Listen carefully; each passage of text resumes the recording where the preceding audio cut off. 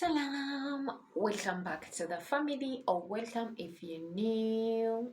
Please click on that subscribe button to join the family and tap your notification bells so that you can be notified whenever we post. In today's video, you're going to be seeing me looking down so much because I'm going to be answering your most frequently asked questions in person and on Instagram.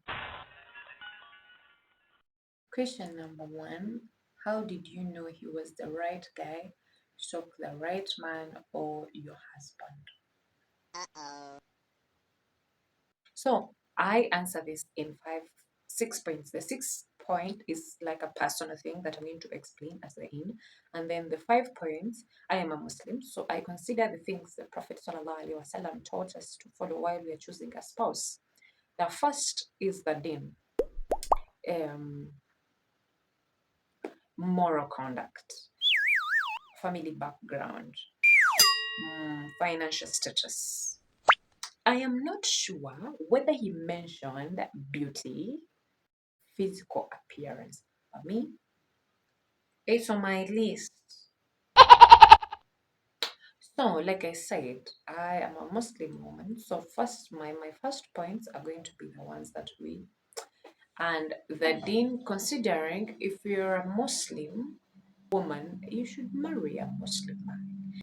With moral conduct, you have to see how this person is with women, with men, with children, with the elderly, with the mother, the father, literally how they are when they're pleased, how they interact, like how they present themselves. Should be, the person is violent or not. Bufuna omukubi nga gwe oyagala mukubi, alhamdulillah, but then you should have things that you put in mind or like in place for someone. So you want someone who does not smoke, who does not drink. So we have talked about deen and moral conduct. Then the third one is the family background. Like, you have your own way of choosing the family background. You know what you want. If you're brought up in a single parenthood home and you want the one that has both parents in it, or if you're in both parents and you want both parents, if you're brought up by a single parent and you want someone who is brought up by, you have your options, and trust me, all of them, Mungu yazisamu mu dunia mno. It is there. It is there. So you look, you put your kasenge jam, and you don't want a family that does shirk.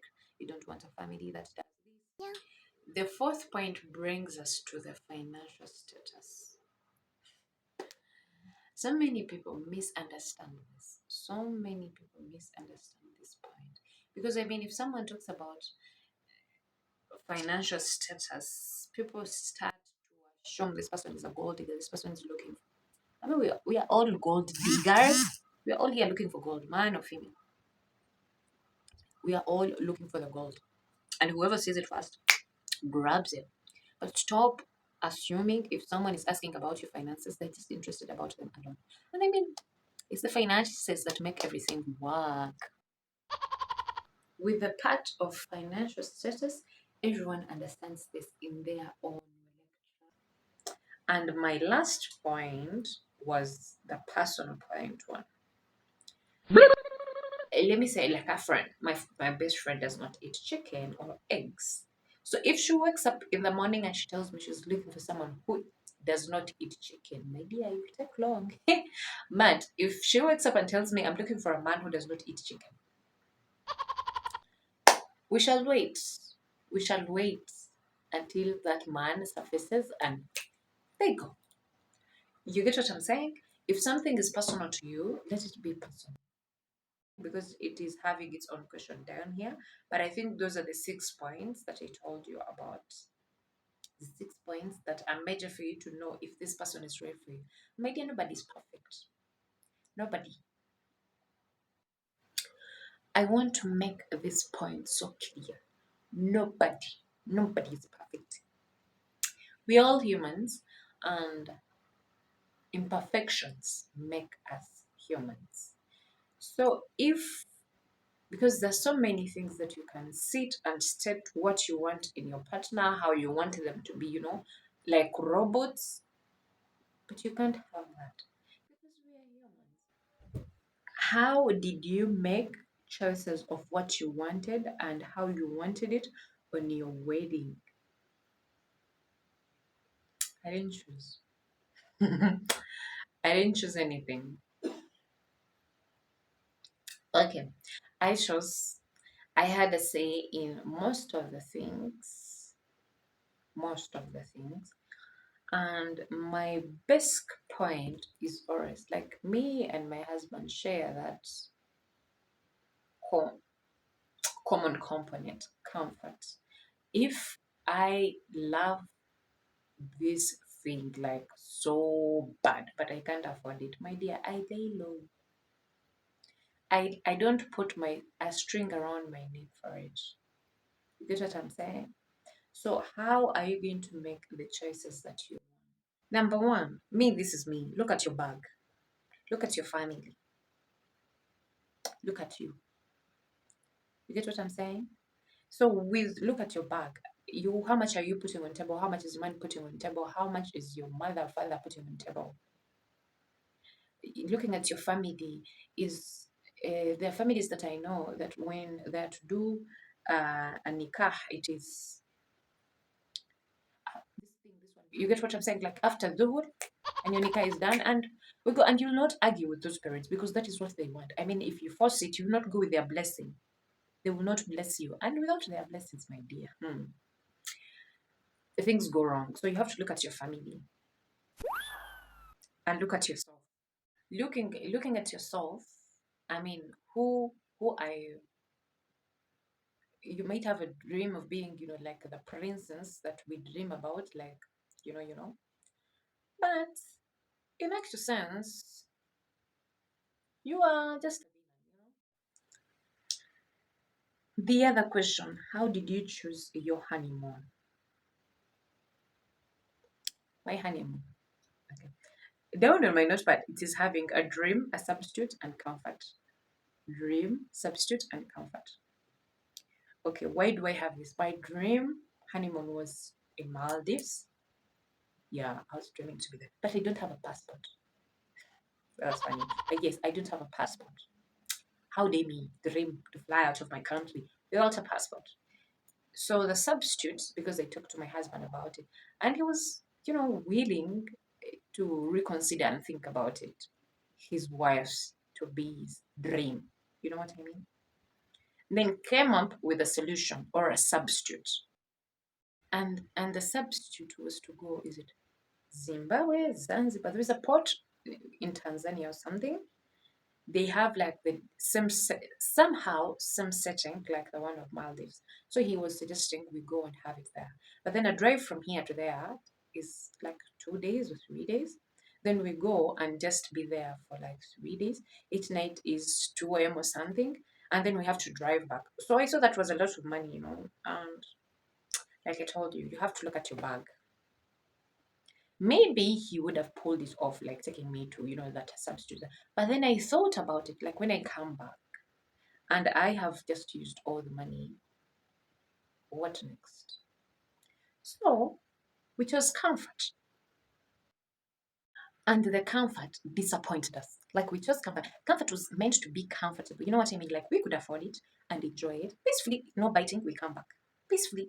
But then we got married in a wrong season to go in such a place for honeymoon. You know what I mean? Like in a rainy season, to be in Kalangala, it is the worst time of the year. Trust me, I'm telling you, it's the worst time. All you're going to be doing is stay indoors. And all of you are going to be like, what's the point of honeymoon? The point is to stay indoors. No, not for us. The point is to explore. It was raining literally every day, every single day. Imagine we went on a cruise and it rained. If in your life you ever get married in a wet season, and you're in your menses, don't go to Kalangala because you're going to hate your life. You're going to hate yourself. Where you're meant to be doing like adventures, enjoying, having fun, but you're going to be looking for a blanket to cover you. You're going to be finding warmth. You know what I mean? Like staying indoors. Who does that? who does that on honeymoon? I think maybe that is what people do on honeymoon. I should get a bit of I should research about it. What people do at the honeymoon. But maybe my expectations was to go, have fun, make memories, and it was raining literally every day. Can you imagine paying for a cruise and you end up not going for it because it is raining? But we get back to our point, comfort. Though the place refused to be comfortable for us. Oh, and the other thing, actually, the point that I loved about Kalangala is when I got there, the hotel that we had booked for our honeymoon, it had the unhalal occasions like pork and whatever comes with everything with that animal and beer and something. But then we found a place. It is actually Muslim founded. Is it Wamala Resort or something? I don't remember the particular name, but I would link it down if I remember it. And by the way, it is not like sponsored at all because I don't really remember them. But they ask like for certificates and justifications that show that you're married. And it was amazing. Like, someone is following something and their home was brings us to the last question. Is marriage hard? My answer always, if you want it hard, it is going to be hard for you. The same thing here. Only if you want it to be hard. That is the answer that I give. Marriage is what you make it. Is what you make. Because imagine the purpose, the sole purpose, the main purpose mentioned in the Quran as to why we get married is to find peace. How would it be? Like, is finding peace that hard? It's actually so easy. Very easy. Very easy. And marriage gives you the best gift, like completes your iman. How does that make your life difficult? You just choose to make your own life difficult. I mean, maybe this answer may offend some people, but I mean, if there is something, if you're in a very difficult or hard marriage, sit down and see the part you're playing, your part in making this marriage hard, and your partner's part in making the marriage hard, and work around it. Work around it. Change it and treat it. I mean, the main purpose of marriage is to find peace, like peace of mind, peace of soul, peace of eye, peace of body, peace of everywhere. So it does not have to be difficult. You just have to learn your lanes. Some people want to find peace above their peacedom. You know what I mean? I know this one family clicks so fast. Your man is earning 500,000, you're earning 500,000 or 400,000, and your peace is 7 million. Bitch, what is wrong with you? Huh? What is wrong with you? Who's going to give you that peace? I know Allah, we ask Allah for big things, but we don't try to hang ourselves for them because He's going to give them to us.